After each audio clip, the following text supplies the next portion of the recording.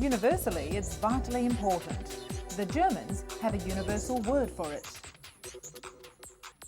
Gesundheit. Hello and welcome to the program. In this edition, we prove that grey power is alive and well. 95-year-old Ramaswamy Lakshmanan has earned himself a place in the Guinness Book of World Records as the oldest medical practitioner on the planet. Researchers are preparing to implement greater security measures at germ storage facilities around the world in the wake of anthrax attacks. But they warn that a total clampdown would ultimately lead to far fewer medical breakthroughs. And twin girls from Nepal, once fused at the head, have left Singapore for home after recovering from marathon separation surgery. Jamuna and Ganga will return to Singapore within a year or two so that surgeons can reconstruct their skulls.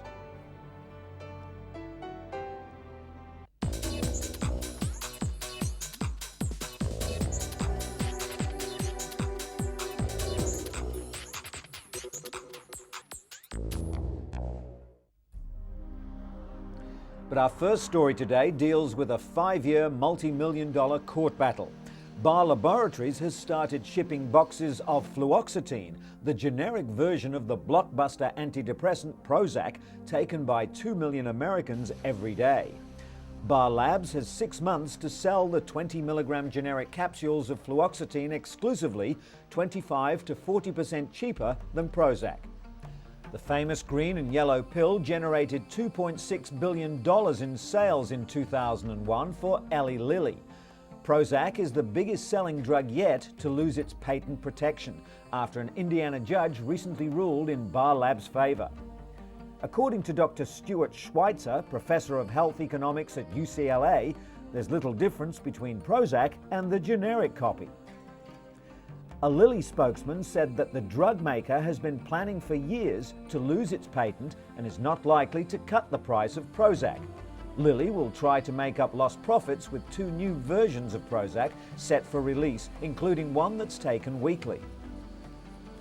Lilly plans to appeal the patent dispute to the US Supreme Court, but believe the High Court is unlikely to hear the case. Bar Laboratories, meanwhile, is quickly on its way to becoming the generic giant killers. A patient can spend thousands of dollars a year for the medication Prilosec, also known as Losec, which treats ulcers and acid reflux. But now, millions of patients are getting burned by Prilosec's maker, AstraZeneca. The company has filed lawsuits which delay the patent expiration on their multi-billion-dollar medication. When the patent expires, another company will be able to bring a cheaper, generic version of the drug onto the market. That, advocates say, would save the typical Prilosec user about $500 a year. Competition for patient and insurance company money is growing fierce. When Eli Lilly's patent on Prozac expired, the company lost 80% of its sales in a month to generic versions. Udrix Corporation is first in line to put a generic competitor for Prilosec on the market, and is expected to earn millions in its first 6 months. While Prilosec is expected to be the biggest drug patent expiration in history, more will come. Over the next 5 years, patents on almost $40 billion annual worth of drugs are due to expire. Sore throats account for as many as 10 million doctor's visits each year. According to a new study in the Journal of the American Medical Association, antibiotics, the most popular treatment prescribed for sore throats, is not necessarily the best one. According to the author of the study, Dr. Jeffrey Linder, most sore throats and colds are caused by viral infections which are impervious to antibiotics. Antibiotics are most effective at treating bacterial infections such as strep throat. Linders attributes the overprescription to expediency. Doctors not having enough time to perform bacterial tests or patients expecting a quick fix. Overprescription of antibiotics has allowed a new class of a drug-resistant bacteria to develop, which may be difficult to destroy and could lead to extended illness. Though it's yet to become a widespread health concern, emergency room doctors have already reported seeing an increase in drug-resistant pneumonia. In other drug news, Vioxx, one of the top-selling prescription painkillers, may increase a person's risk of having a heart attack, according to a study published in the latest issue of the Journal of the American Medical Association. The research looked at the rate of cardiovascular incidents such as heart attack, sudden death and stroke in 2 clinical trials and found that among people with rheumatoid arthritis, Vioxx may increase cardiovascular events twofold. Merck & Co., the makers of Vioxx, dispute the analysis. They conducted their own studies of Vioxx among 28,000 patients, in which some were given Vioxx and others were given a sugar pill. The drug, which is advertised as providing 24-hour relief to osteoarthritis sufferers, is widely used internationally and is currently being tested to see if it can prevent Alzheimer's disease in people with dementia. And the drug that's taken the world by storm. Young people everywhere have been swept off their feet by ecstasy. Once considered a harmless drug only taken by teens dancing the night away at raves and nightclubs, researchers now say they're sure ecstasy can cause brain damage and long-term memory loss. According to Dr. Alan Lechner of the National Institute on Drug Abuse, ecstasy use has spread to rural communities throughout the US and is not just a club drug anymore. Stamped with different markings like the yin and yang symbol and the Statue of Liberty, the pills are pouring into the US from Europe. In 2001 alone, United States customs agents seized over 9 million tablets and expect that number to rise sharply by 2002. As nightclubs pump out the music and kids come to dance, authorities around the world hope that ecstasy is just a passing fad, not an epidemic.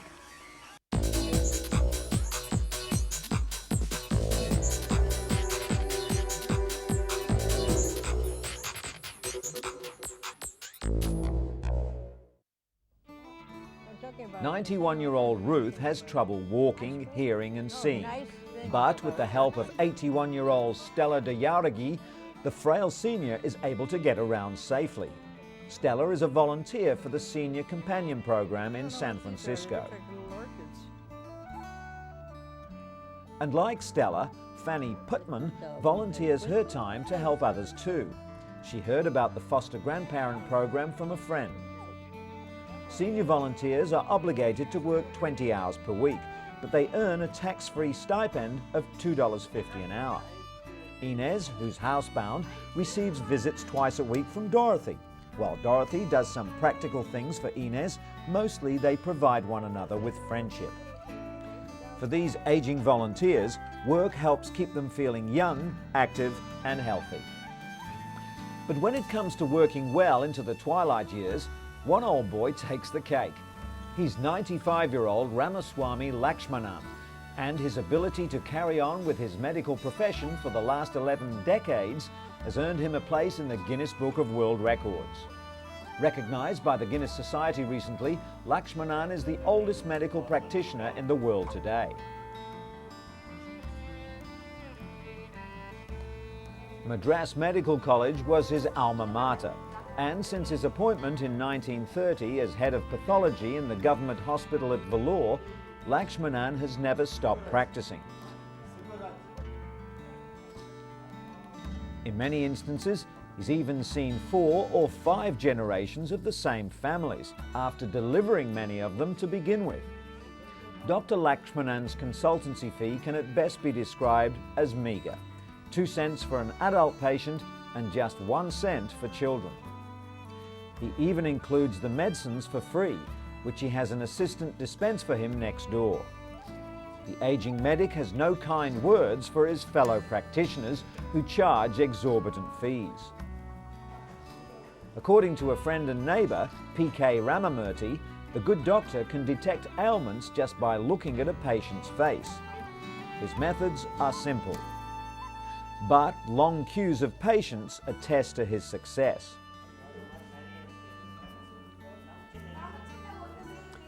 On average, he sees 60 people each day.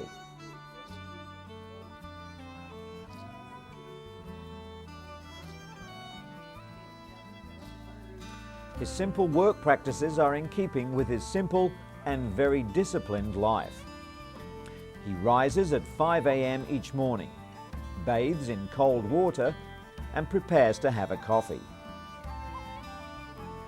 Then he takes bread and milk and goes to work. Dr. Lakshmanan believes his daily regime is what has kept his body trim and healthy and his mind sharp.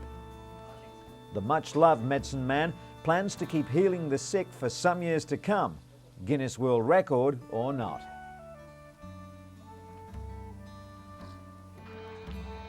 Your skin sags a little, your memory isn't what it was, and your body seems to have a mind of its own.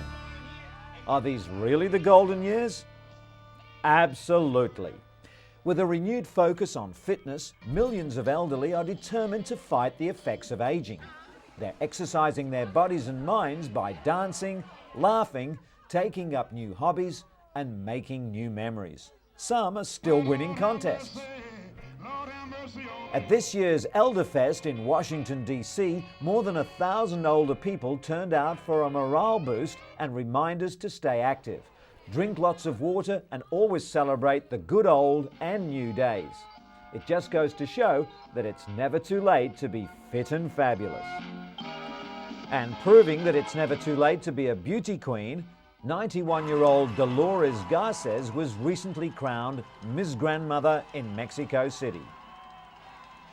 Cheered on by their children and grandchildren, 45 women from all over Mexico competed in the 10th annual Grandmother Beauty Contest.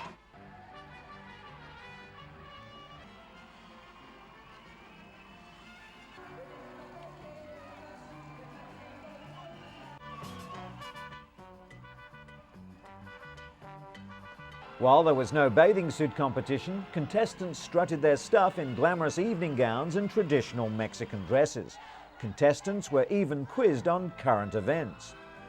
Pageant organisers have received positive feedback from senior citizens who love the show. In addition to the crown, Garces will receive various beauty products and trips to popular Mexican tourist towns.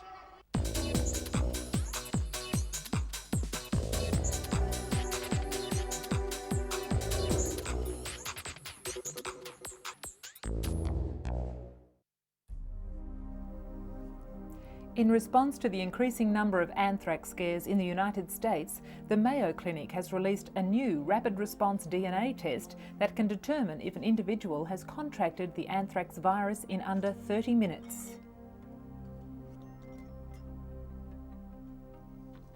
Until now, tests have taken several days to identify the presence of anthrax.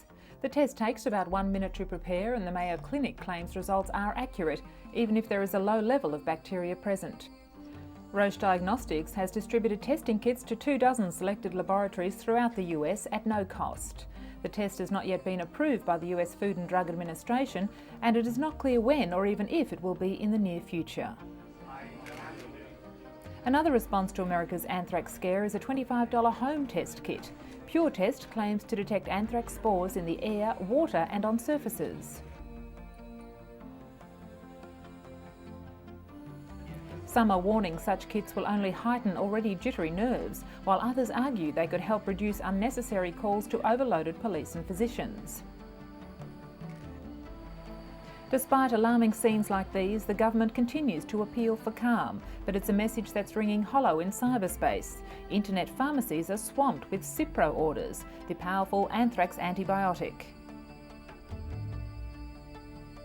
Unnecessary use of Cipro can actually cause more harm than good by building up resistant bacteria. But as the threat of anthrax contamination continues, the message to stay calm is increasingly falling on deaf ears.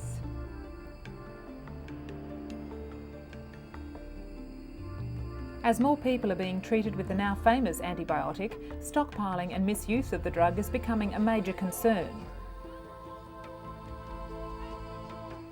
Capitol Hill staff and US postal workers are already treating Cipro like an old friend during difficult times. The wonder drug kills most bacteria, so the body's immune system can fight toxins released into tissue by the anthrax. But doctors warn this drug must be used very carefully.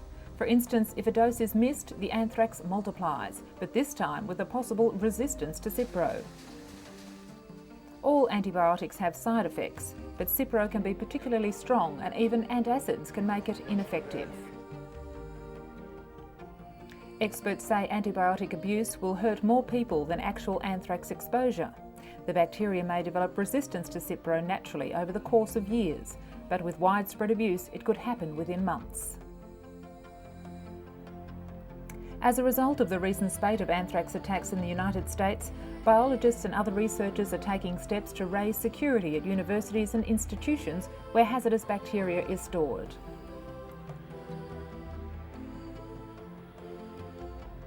They, more than most, would understand the dangers the viruses pose. But at the same time, they believe that a complete clampdown on access to collections of germs would ultimately result in far fewer scientific and medical breakthroughs. Many universities instituted several immediate measures, such as obscuring information on data they possess on dangerous organisms, especially since discovering that the anthrax virus was most likely stolen from a research laboratory or institute. Meanwhile, the United States remains on a heightened state of alert, aware that the nation may be subjected to reprisal attacks following the relentless waves of airstrikes the military has rained down on Afghanistan. So far, at least 15 people have tested positive for anthrax and several have died. Thousands more have been treated preventatively with Cipro in an effort to stem possible development of the disease. The search for better alternatives to Cipro are underway as well, with some researchers claiming they've done away with common side effects such as nausea, diarrhoea and rashes.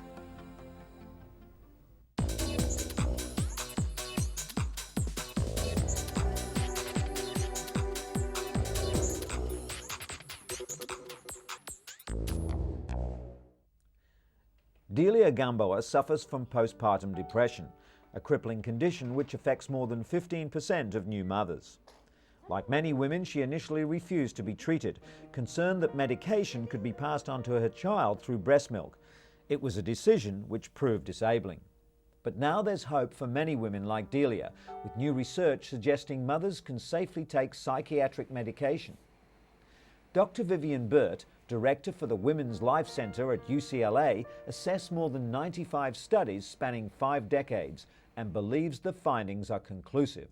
Healthy babies won't suffer adversely to medication via breast milk. In the majority of cases, the benefits of taking antidepressants greatly outweigh the risks. Delia Gamboa is proof of this, now finally able to enjoy a healthy, happy relationship with her 2 sons. Pacifiers have been used by mothers to calm fussy babies for almost 3,000 years. But mums and doctors have become concerned that pacifier use may result in premature weaning of breastfeeding infants.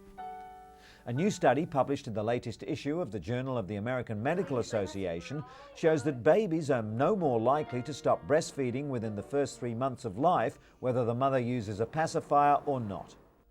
The problem unfolds when an infant cries and mothers think they don't have enough milk, so they use a pacifier to soothe their crying infant. Instead, doctors suggest breastfeeding more often to increase the milk supply. The study recommends several alternatives to using pacifiers, including carrying and rocking. Whenever mothers meet, there's always one hot topic of conversation: how their newborns and toddlers are sleeping. Joe and 10-week-old Will and Shana and 11-month-old Perry have an expert listener in Dr. Harriet Hiscock, a paediatrician at the Royal Children's Hospital in Melbourne, Australia. Dr. Hiscock has surveyed 740 new mothers who've had problems with their child's sleep. She advised them when to calm their fussy babies and when to let them cry, which not only ensured better sleep, but helped the mums ward off postnatal depression.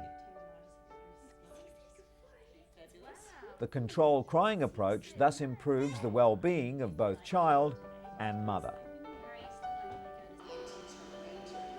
Sally Bernard takes a break from her hectic schedule to visit with her 13-year-old son Bill.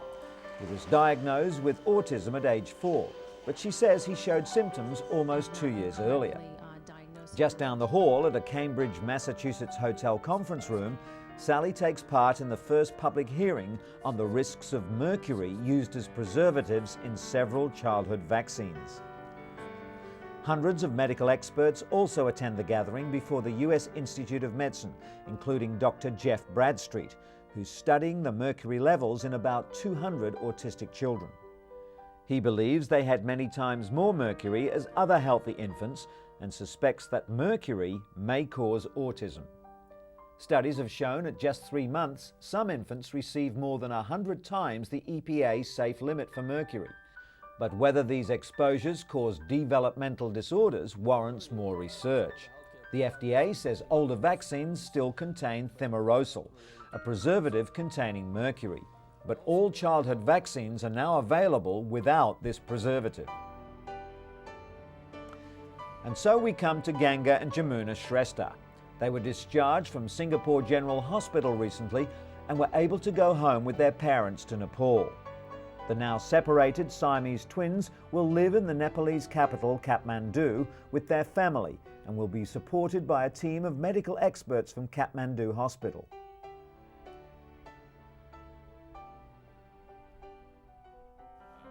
The surgeon who conducted the 100-hour operation to separate the twins told a news conference that the girls were ready to go home to rest, grow and develop.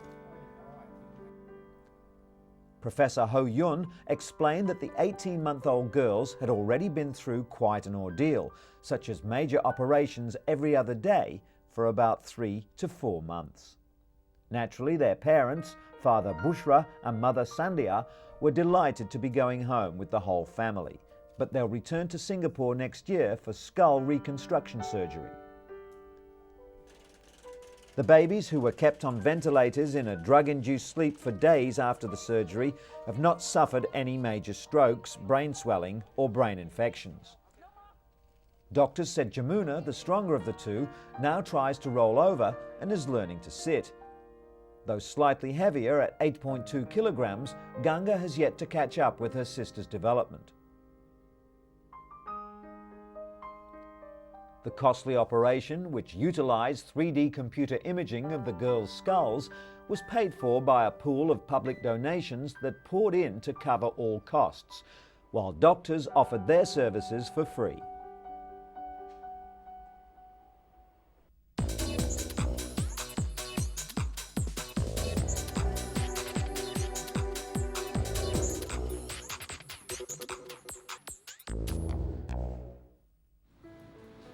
Architect Alison Dunn has multiple sclerosis, a neurological disease that strikes younger people.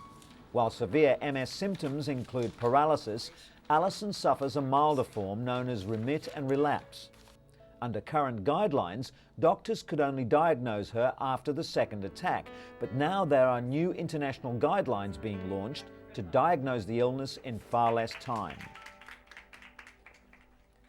MRI scans will now be done as soon as a person suffers their first attack. The brain images are so advanced that they can quickly expose the MS lesions before nerve damage becomes more pronounced.